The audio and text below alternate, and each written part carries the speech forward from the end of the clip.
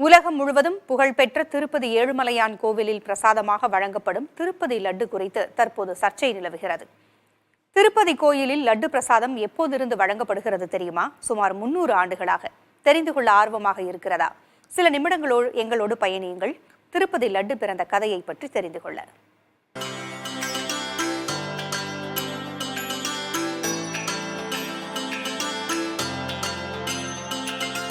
திருப்பதி ஏழுமலையான் கோயில் உலக பிரசித்தி பெற்றது என்றால் அங்கு வழங்கப்படும் லட்டுவும் அப்படிதான்.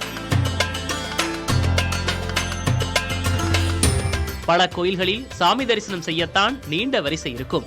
ஆனால் ஏழுமலையான் கோயிலில் லட்டு வாங்கவும் நீண்ட வரிசையில் காத்திருக்க வேண்டும். பக்தர்களுக்கு பிடித்து போன விஷயமாக மாறிவிட்டது இந்த திருப்பதி லட்டு.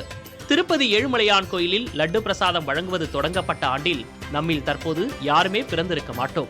1715ஆம் ஆண்டு ஆகஸ்ட் மாதம் முதல் இக்கோயிலில் லட்டு பிரசாதம் வழங்கப்பட்டு வருகிறது. கிட்டத்தட்ட 300 ஆண்டுகளுக்கு மேல். லட்டு தயாரிக்கும் இடத்தை கோயில் ஊழியர்கள் போட்டு என அழைப்பர்.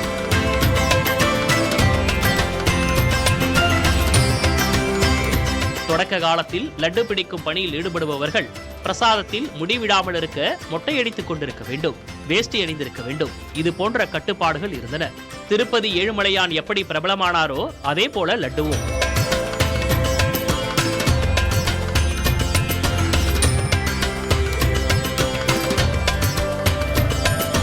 லட்டுவுக்கு கிராக்கி ஏற்பட்டதால் போலியை தடுக்க 2014ஆம் ஆண்டு புவிசார் குறியீடு பெற்றது தேவஸ்தான நிர்வாகம். திருப்பதி லட்டு என்ற பெயரில் யாரும் விற்பனை செய்யக்கூடாது என்ற நோக்கில் வாங்கப்பட்டது புவிசார் குறியீடு. கோயிலை சுற்றி மனம் கமழும் நெய் வாசனை.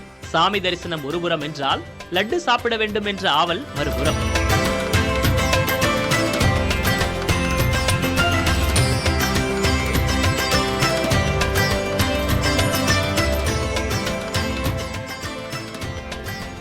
இப்படித்தான் இருக்கும் பக்தர்களின் மனநிலை. திருப்பதி லட்டை தயாரிக்க 8 பொருட்கள் பயன்படுத்தப்படுகின்றன. நெய், கடலை மாவு, சர்க்கரை, கற்கண்டு, முந்திரி, ஏலக்காய், பச்சை கற்பூரம், திராட்சை ஆகியவைகளை குறிப்பிட்ட அளவுகளுடன் சேர்த்து தயாரிக்கப்படுகிறது. திருப்பதி லட்டு தயாரிக்க தினமும் 400 முதல் 500 கிலோ நெய், 750 கிலோ முந்திரி, 500 கிலோ காய்ந்த திராட்சை, 200 கிலோ ஏலக்காய் பயன்படுத்தப்படுவதாக கூறப்படுகிறது. லட்டு தயாரிப்பதற்காகவே ஒவ்வொரு 6 மாதத்திற்கு ஒரு முறையும் தேவஸ்தானம் நெய் வாங்குவதாகவும் ஆண்டுக்கு 5 லட்சம் கிலோ நெய் வாங்கப்படுவதாகவும் கூறப்படுகிறது.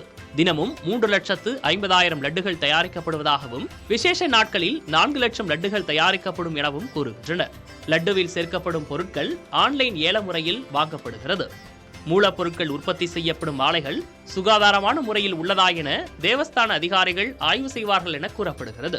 குறிப்பாக நெய்யின் தரத்தை பல கட்டங்களில் சோதனை செய்த பிறகே கொள்முதல் செய்யப்படுவதாக தேவஸ்தான அதிகாரிகள் கூறுகின்றனர்.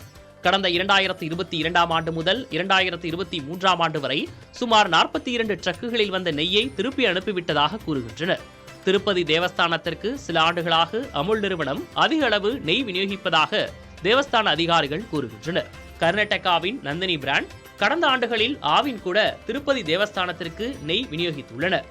லட்டு தயாரிக்கும் பணியில் சுமார் 600 ஊழியர்கள் சுழற்சி முறையில் பணியாற்றுகின்றனர் என்றும் மூலப்பொருட்கள் அனைத்தும் உணவுப் பொருள் பரிசோதனை கூடத்தில் சோதனை செய்த பிறகே லட்டு தயாரிக்கும் இடத்திற்கு வரும் என கூறுகின்றனர் அங்கு பணிபுரியும் ஊழியர்கள்.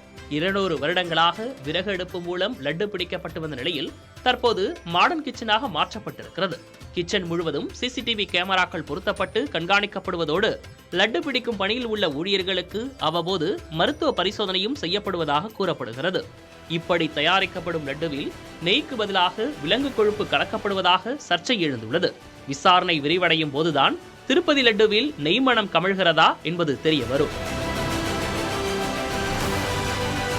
புதிய தலைமுறைக்காக கௌசல்யா.